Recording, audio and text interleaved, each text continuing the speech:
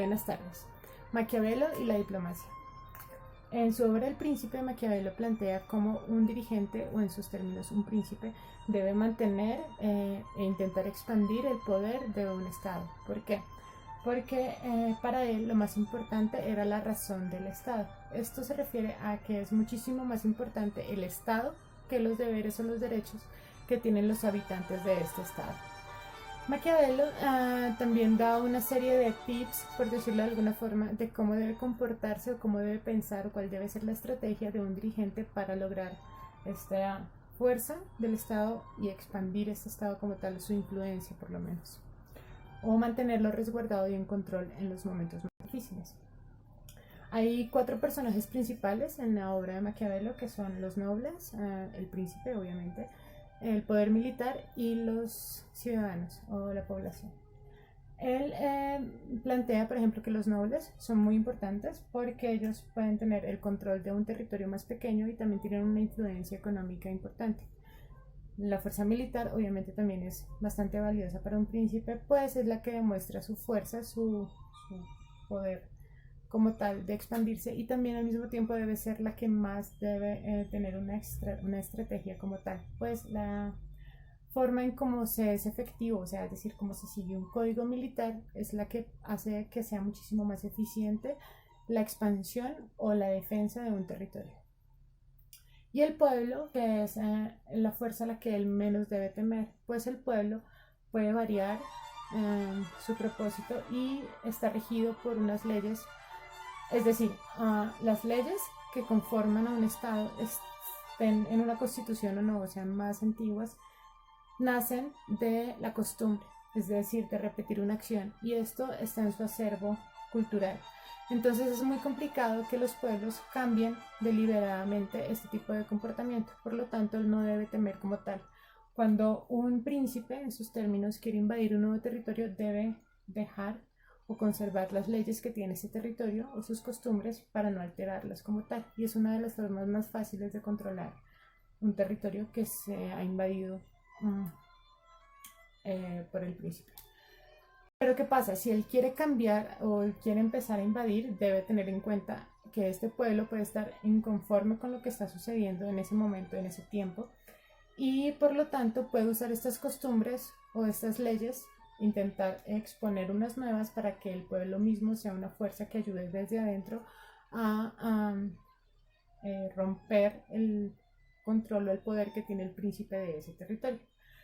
También da otro tipo de tips de cómo se puede empezar a invadir o cómo se debe empezar a intentar expandir el Estado o el control del Estado en otro territorio. Maquiavelo habla de que existen diferentes tipos de estados, es decir, los estados hereditarios, por ejemplo, que son los que tienen casi siempre un reinado, o sea, es decir, un príncipe que ha heredado de sus padres este poder. Y este es el más difícil de quitar. ¿Por qué? Porque el pueblo siente una representación, otra vez por sus costumbres y por sus leyes, de este príncipe hacia lo que es él mismo como tal. También tiene que tener en cuenta el poder económico de los nobles o el control que tienen los nobles en cada sector más pequeño de ese territorio. No debe intentar que los nobles lo apoyen al príncipe que quiere conquistar sin darles más poder como tal, pues si les ofrece demasiados beneficios, les da demasiado poder, en un futuro ellos pueden devolver las ganas de tener el control e intentar tumbarle lo que él ya ha conseguido como tal. Entonces son muchos factores los que él habla en su libro, es muy extenso el tema, pero esto se puede ver claramente en lo que sucede hoy en día. ¿Por qué? Sobre todo con las armas o el miedo hacia las armas nucleares, como sucedió en Corea del Norte. Corea del Norte tenía, o presuntamente tenía, las ganas de realizar un avance en su poderío militar, pero estas han sido neutralizadas o controladas por la influencia de Occidente, que la hace a través de los bloqueos económicos. Entonces, en Norcorea, no me estoy descachando porque no tengo gafas, tenían este tipo de problema con las armas nucleares. En Siria también con las armas químicas. En Irán también con las armas nucleares, que es lo que sucedió hoy, que Estados Unidos salió del acuerdo con Irán. Esto es una forma también que Maquiavelo plantea de cómo controlar un estado que es más poderoso que el mío o está en el mismo nivel que el mío. Se ve claramente que Rusia y China son prácticamente como una especie de bloque contrario a lo que es Occidente, a lo que es la Unión Europea y Estados Unidos, que son los otros grandes fuertes.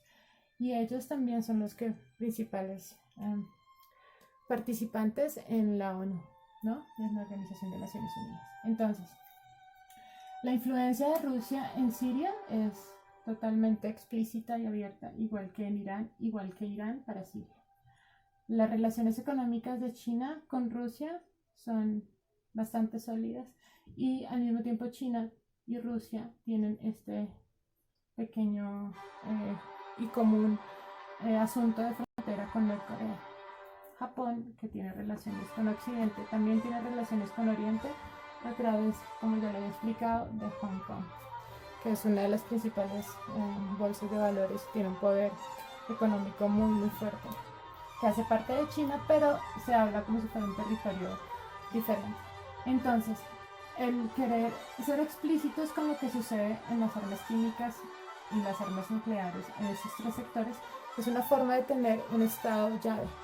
Es decir, cuando un estado tiene o necesita controlar o participa directamente en lo que sucede en otro estado más pequeño que él, al intentar atacar los estados que están a su alrededor de este gran o este estado más poderoso, yo estoy debilitando el estado poderoso. Por lo tanto, estoy haciendo que el control o el poder mío crezca, porque, como lo dice Maquiavelo, todas las habilidades que pierde el enemigo las gano yo.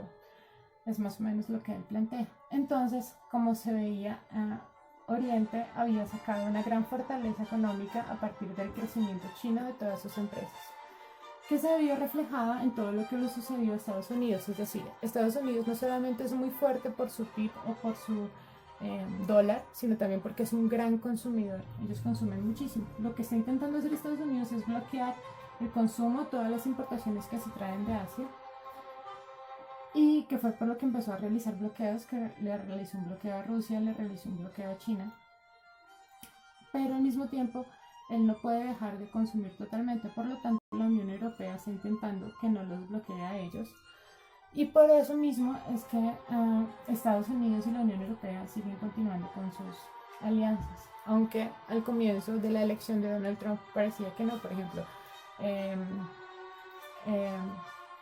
él no firmó el Acuerdo de París y eso fue algo que no se recibió muy bien para los franceses, pero sin embargo hoy en día Macron visitó Estados Unidos y pudo realizar cierto diálogo diplomático con Trump. Entonces, al bloquear Asia, al bloquear todo lo que es el comercio oriental, India también es un gran poderoso, acá y también tiene de vecino Irán y también hay problemas en Afganistán. Al bloquear todo este crecimiento económico, todo este poder económico de Estados Unidos, está intentando, como lo dije en el video pasado, que todos los dineros se devuelvan. Pues el bloqueo que se va a reanudar en Irán es para todas las empresas, no importa si están radicadas en Estados Unidos o no, que tengan algún acuerdo económico en Irán o alguna inversión. En el 2015, cuando se hizo el acuerdo, cuando se radicó el acuerdo, muchas empresas hicieron inversiones en Irán, sobre todo empresas petroleras. Estas empresas ahora van a tener que empezar a decidir qué es lo que van a hacer. Pues no pueden continuar teniendo este tipo de inversiones acá, pues serían bloqueadas por todo Estados Unidos, por toda la banca estadounidense. Pero también al mismo tiempo pueden tener otra manera de funcionar, y es haciendo economía alternativa. O sea, es decir, teniendo, por ejemplo, una explotación o un comercio que se basa en la moneda o en las bolsas rusas y chinas, que tienen su salida acá en Hong Kong. Lo estoy poniendo bien, en Hong Kong, y sin necesidad de tocar, o haciendo como una especie de también de paralelo con lo que tengan en Estados Unidos, o sea, es decir, como dividiendo sus inversiones. Esto es lo que se espera es cómo va a reaccionar. Por eso los dirigentes no toman una reacción inmediata como tal, igual que lo que sucedió en Siria, que Estados Unidos atacó, aunque no llevó tropas.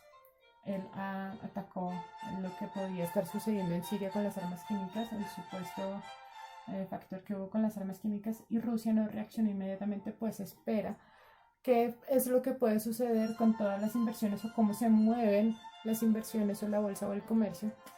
Y de acuerdo a esto, o sea, es decir, después de saber cuáles son mis recursos, qué es lo que realmente tengo, ya puedo reaccionar y puedo tomar una decisión por estos bloqueos que va a imponer Estados Unidos. Es lo mismo que está esperando Rusia y lo mismo que se está discutiendo acá en Norcorea.